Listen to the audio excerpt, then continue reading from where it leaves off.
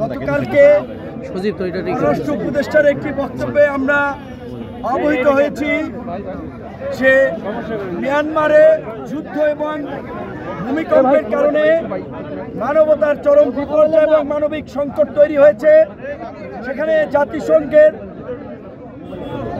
ত্রাণ সংস্থার সহায়তা পৌঁছাতে তারা নাকি একটি মানবিক করিডোর কক্সবাজার থেকে রাখাইনের জন্য চেয়েছে।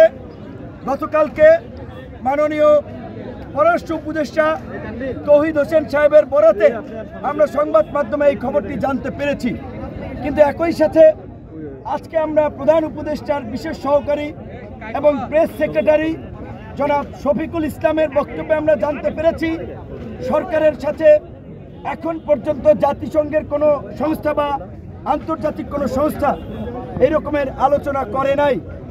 তো প্রথমেই এই বক্তব্যে আমরা খুব আশ্চর্যান্বিত হয়েছি, আমরা উদ্বেগ প্রকাশ করছি।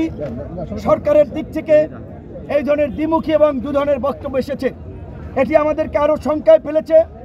আমরা আরও উদ্বিগ্ন হচ্ছি যে তাহলে প্রকৃত ঘটনা নিয়ে লুকোচুরি করা হচ্ছে কিনা।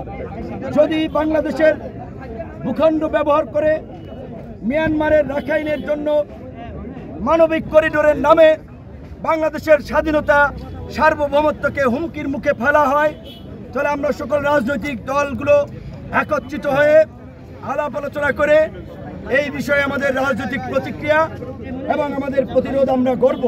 কারণ আপনারা জানেন 5ই অগস্টের এই শেখ হাসিনার পতনের পরে বাংলাদেশ চলছে জাতীয় ঐক্য সংহতির ভিত্তিতে।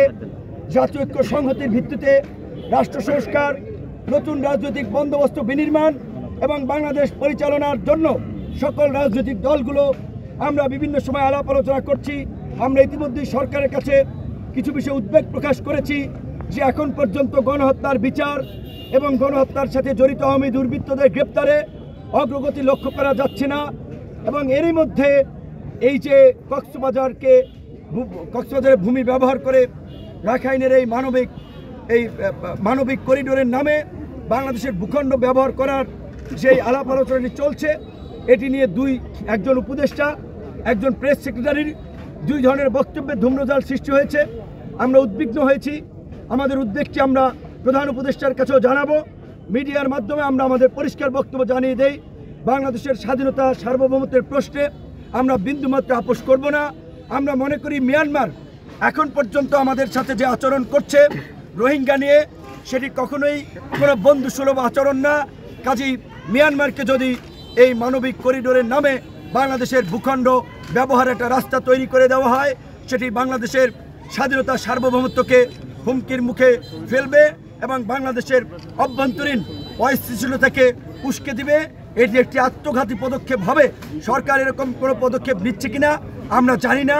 সরকার যদি এরকম পদক্ষেপ নেয় আমরা সকলে সেটার বিরুদ্ধে প্রতিবাদ করব এবং প্রতিরোধ গড়ে তুলব এবং সরকারকে এই মানবিক করিডোর দেওয়া থেকে বিরত রাখার জন্য আমাদের যা করা দরকার আমরা তাই করব।